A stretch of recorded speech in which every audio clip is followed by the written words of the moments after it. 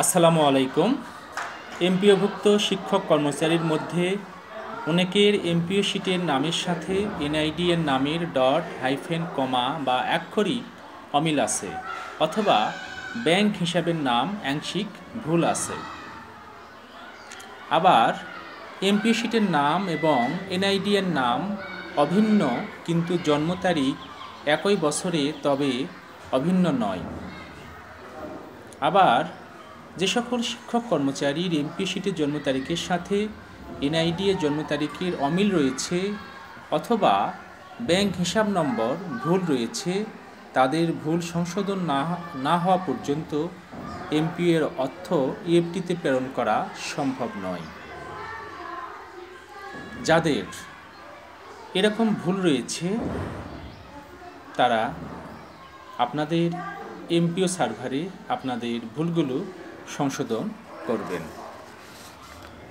ভুল সংশোধন করার জন্য স্কুলের ক্ষেত্রে প্রতিষ্ঠান প্রধান কর্তৃক আবেদনের সর্বশেষ তারিখ 6/3/2025, উপজেলা থেকে অগ্রায়নের সর্বশেষ তারিখ 11/3/2025, জেলা হতে অগ্রায়নের সর্বশেষ তারিখ 17/3/25, আঞ্চলিক উপপরিচালক হতে অগ্রায়নের সর্বশেষ তারিখ 30/3/25, মাউসি অধিদপ্তরের সংশ্লিষ্ট শাখা কর্তৃক অনুমোদনের সর্বশেষ তারিখ 7/4/2025।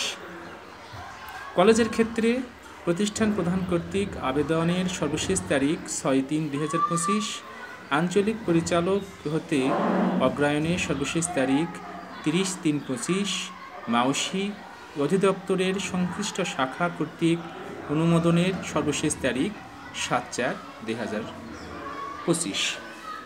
সুপ্রিয় শিক্ষক কর্মচারীবৃন্দ, আপনাদের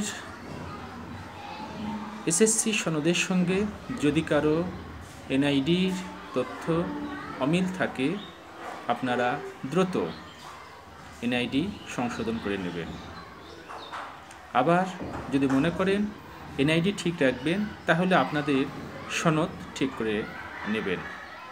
আপনাদের এমপিও শিটের তথ্য এবং এনআইডির তথ্য হুবহু একই রকম হতে হবে, অন্যথায় ইএফটিতে বেতন প্রদানে সমস্যা দেখা দেবে। এ কাজটি অতি দ্রুত আপনারা সম্পন্ন করবেন।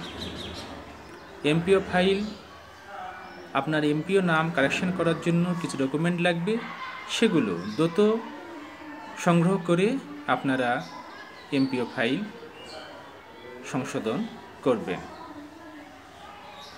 আশা করি আপনারা এই বিষয়টি গুরুত্ব সহকারে সবাই বিবেচনা করবেন। সবাইকে ধন্যবাদ।